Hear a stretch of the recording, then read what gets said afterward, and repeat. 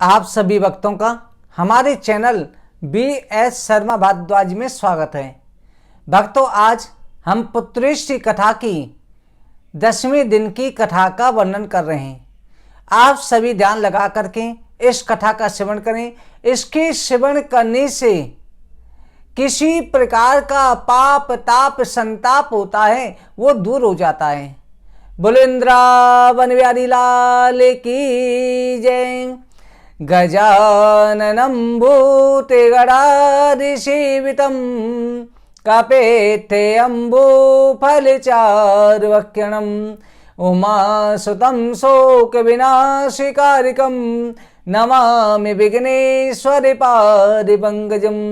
गुरुर्ब्रह्मा गुरुर्विष्णुः गुरुर्देवो महेश्वरः गुरुर्साक्षात् परं ब्रह्म तस्मै श्री गुरुवे नमः। नैमिषेषुतमासीनः मविवाद्य मामतिं कथामृतारसस्वाद कुशलासौनको ब्रवीत। सप्रथम भगवान श्री राधा कृष्ण के चरण कमलों में प्रणाम करके श्री व्यास जी महाराज, सरस्वती देवी एवं सदगुरुदेव के चरणों का ध्यान करते हुए अपने माता पिता सभी पूज्यनों का आशीर्वाद लेते हुए भगवान श्री बांके बिहारी मुरली मनोहर लाल से प्रार्थना करते हैं कि हे गोविंद, हमको सद्बुद्धि देना, धर्म का रास्ता दिखाना, अपनी भक्ति और कृपा दृष्टि सदा बनाए रखना। बोलो इंद्रावन बिहारी लाल की जय। श्री सूजी महाराज शौनक 88,000 ऋषियों से कहते हैं कि ऋषिवरों, कर्दम ऋषि ने 10,000 वर्ष तक तपस्या करी।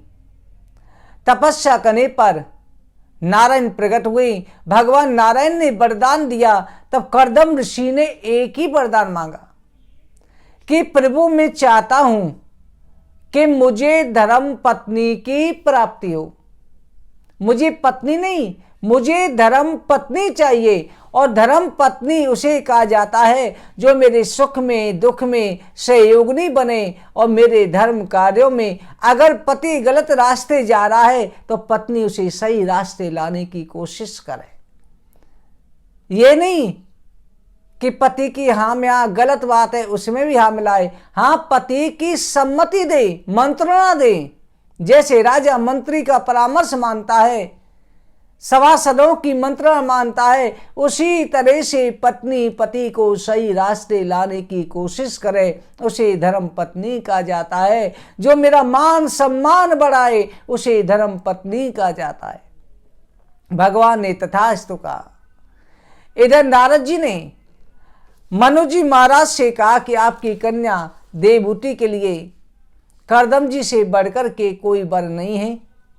मनु जी देवहूति को लेकर के अपनी पत्नी के साथ शत्रुपा मनु और देवहूति पुत्री को लेकर के सभासदों के साथ में कर्दम ऋषि के आश्रम की तरफ चल दिए। इधर कर्दम ऋषि जो है उसी बिंदु सरोवर जो भगवान के आंसुओं से उत्पन्न हुई वही बैठ कर के उनके आने की प्रतीक्षा करने लगे। आने की प्रतीक्षा कर रहे हैं। जैसे उनका आना हुआ, कर्दम जी ने मनु जी का, उनकी सभी सेना का सम्मान किया। कर्दम ऋषि ने परीक्षा लेने की सोची। जैसे मनु जी बैठे, शत्रुपा जी बैठी, उनके लिए आसन दिया। एक आसन देवहूति के लिए भी दिया। देवहूति जानती थी ये मेरे होने वाले पति हैं। पति ने आसन बिछाया, मैं उस पर कैसे बैठूं, और अगर आसन नहीं लेती हूं तो इनका अपमान होगा। देवहूति बड़ी समझदार है। कर्दम जी ध्यान से देख रहे हैं कि इसके अंदर योग्यता कितनी है, जिसका भगवान ने स्वयं वर्णन किया है। देवहूति ने पति के आसन पर हाथ लगाया, हाथ का स्पर्श करके जमीन पर बैठ गई। कर्दम जी समझ गए ये मेरी सहभागिनी है, ये मेरी धर्म पत्नी है, गुणवान है।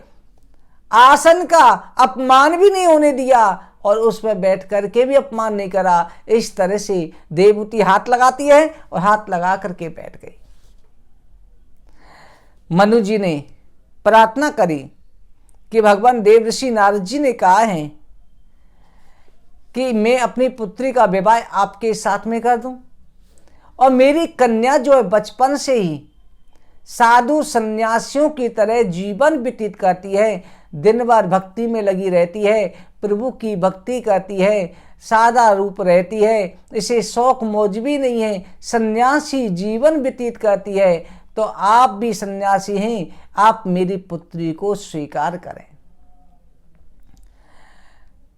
मनु जी ने देवहूति का विवाह कर्दम ऋषि के साथ में कर दिया। अब कर्दम ऋषि जो है आश्रम में बैठकर के तपस्या कर रहे हैं, अब देवहूति उनकी सेवा कर रही है। मनु शत्रुपा चले गई।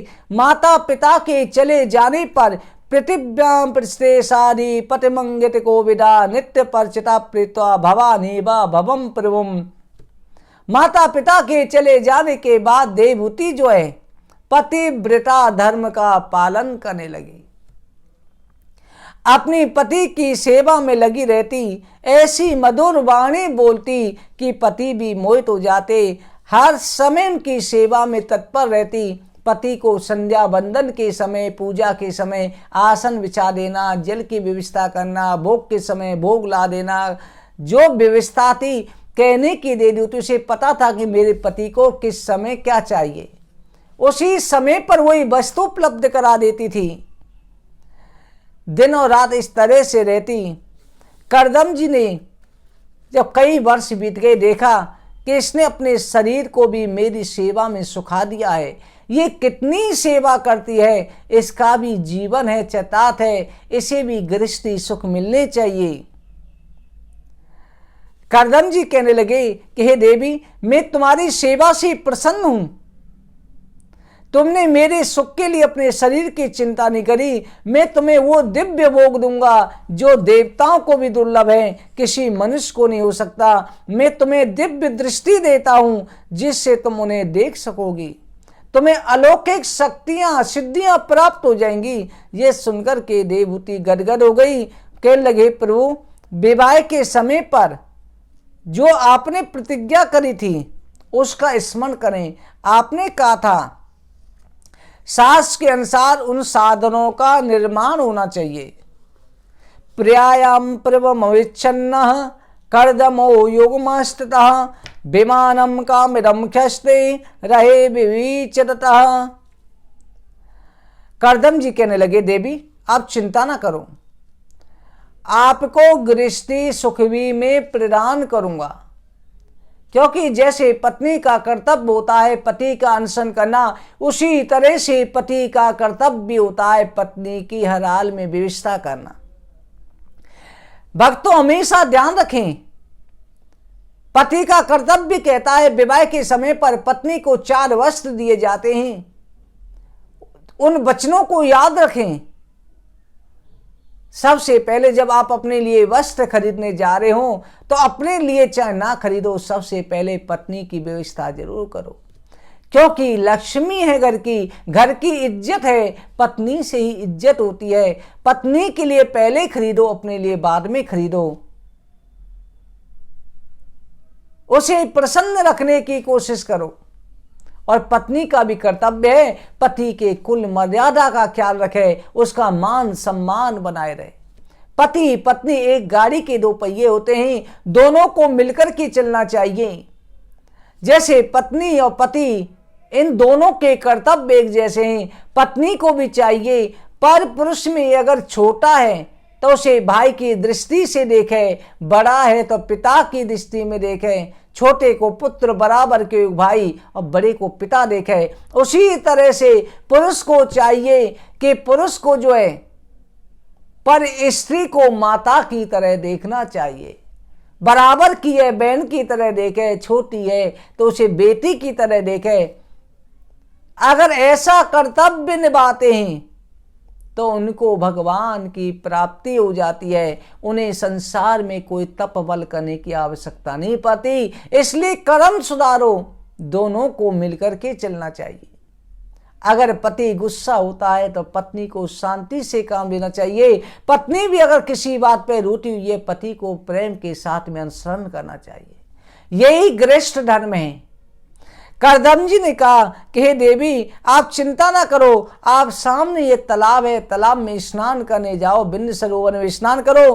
करदम जी ने अपने योग शक्ति के बल से, तप के बल से एक सुंदर विमान की रचना करी। वो विमान जो है उसमें एक महल ही था।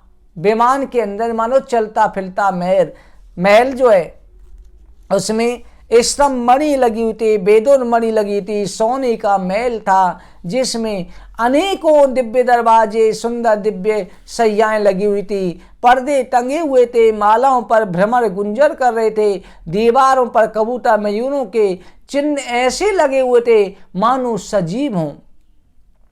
मधुर कलरव शब्द हो रहा था, रंग बिरंगी झंडियों पटाखाओं से भवन अलंकृत था।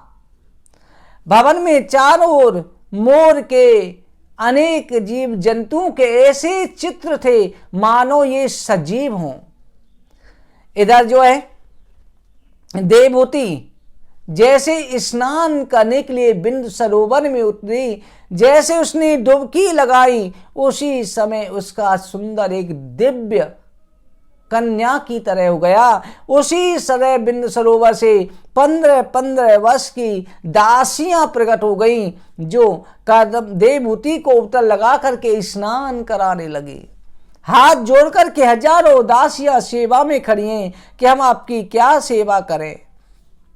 जो देवताओं को भोग उपलब्ध नहीं है, वो भोग करदम जी ने उस विमान के अंदर प्रकट कर दिए। ये योग बल है, ये तप बल है। देवहूति के साथ करदम जी उस विमान में विहार करने लगे। उन्होंने समस्त भूमंडलों पर, वो विमान ऐसा था, स्वर्ग लोग, वैकुंठ लोग, ब्रह्म लोग, जहां भी इच्छा होती वहीं चला जाता था। उस विमान के अंदर विहार करने लगे। उसमें विहार करते करते करदम देवहूति को अनेक वर्षें बीत गई। उनके 9 कन्याएं हुई। उन्होंने दोनों ने 100 वर्ष तक उस विमान में विहार करा। 100 वर्ष तक संसार का भ्रमण करते रहे। उस विमान में हर सुख था, जो चीज की इच्छा होती, जो खाना इच्छा बोलते ही सामने प्रकट हो जाता था। 9 कन्याएं हुई। 9 कन्या होने के बाद में करदम जी ने कहा कि हे प्रिय, अब मैंने गृहस्थ धर्म का पालन कर लिया है, अब मैं भगवान की तपस्या करने जाना चाहता हूं। जो गृहस्थी का सुख था वो तुम्हें प्रदान कर दिया है। तब देवहूति ने कहा, हे प्रभु, मैं चाहती हूं कि प्रथम आप सबसे पहले एक पुत्र भी उत्पन्न करें, क्योंकि इन कन्या का विवाह हो जाएगा।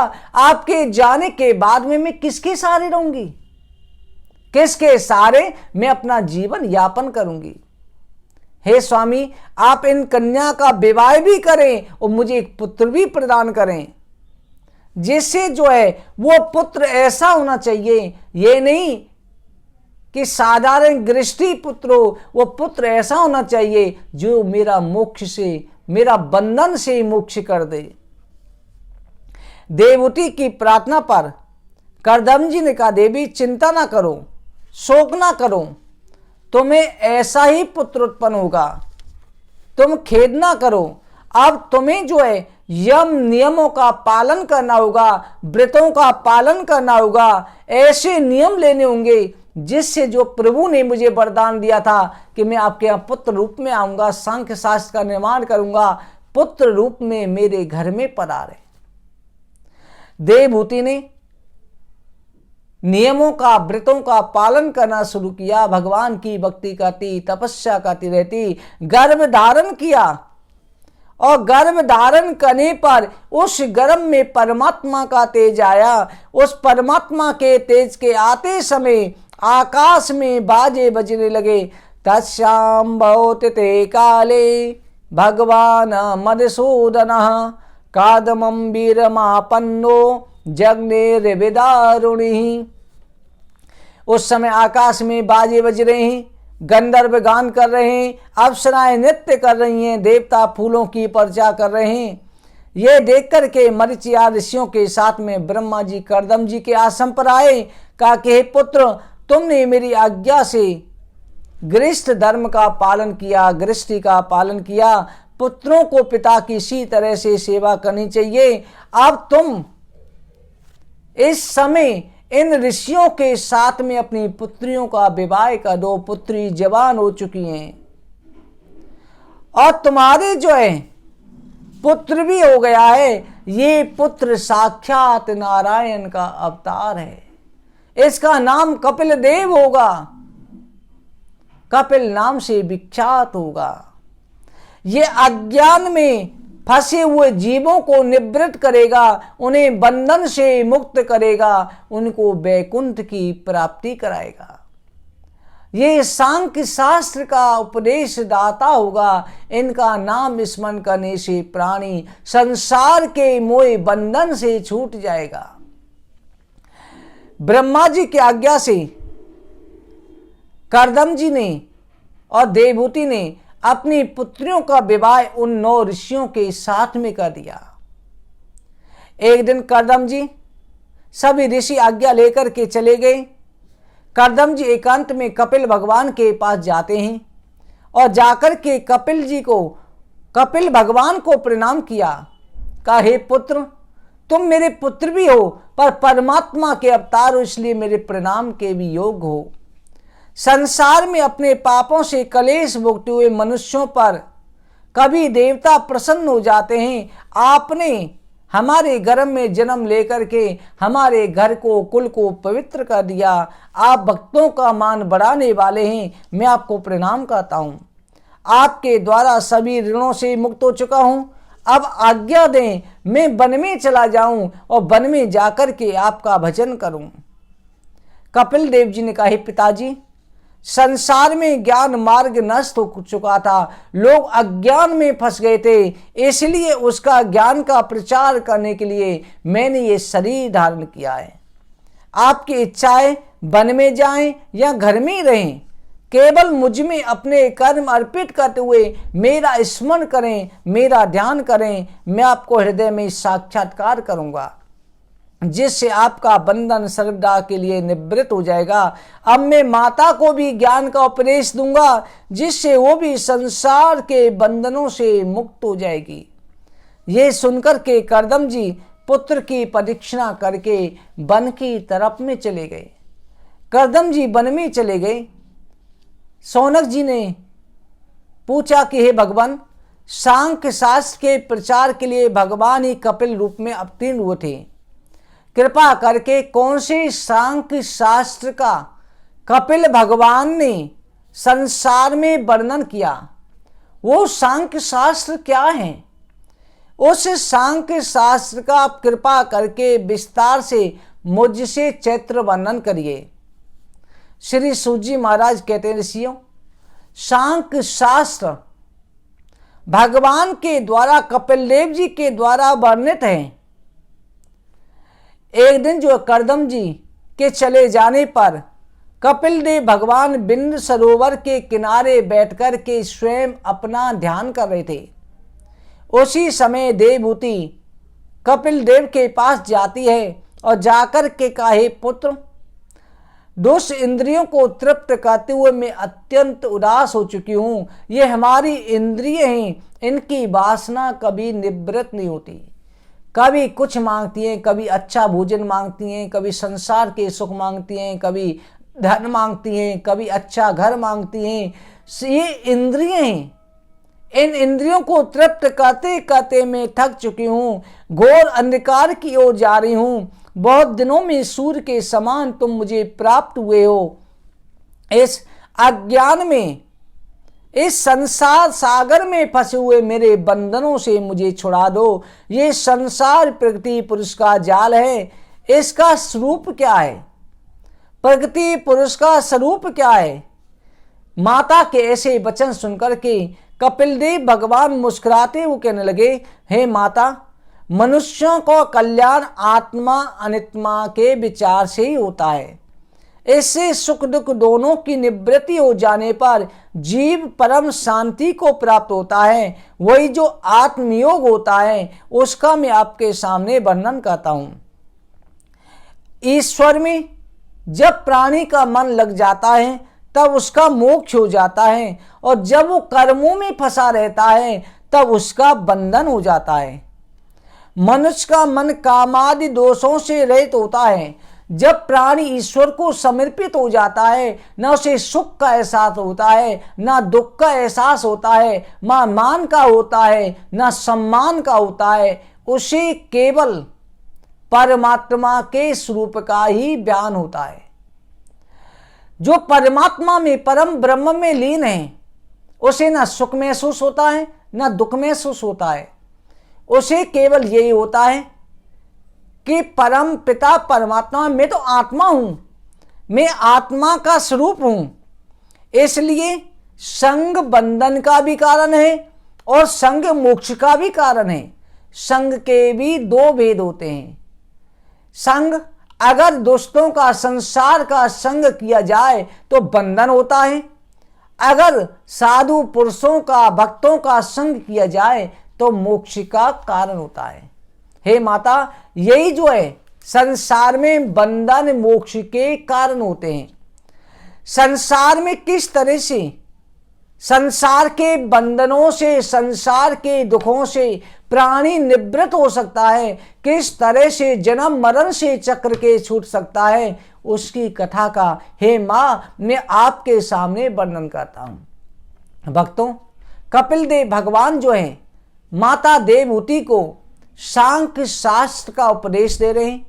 उसकी कथा कल की अध्याय में हम वर्णन करेंगे। आज की कथा कहीं पर विश्राम करते हैं। बोले वृंदावन बिहारी लाल की जय। जय जय श्री राधे, जय जय श्री राधे, जय जय श्री राधे श्याम।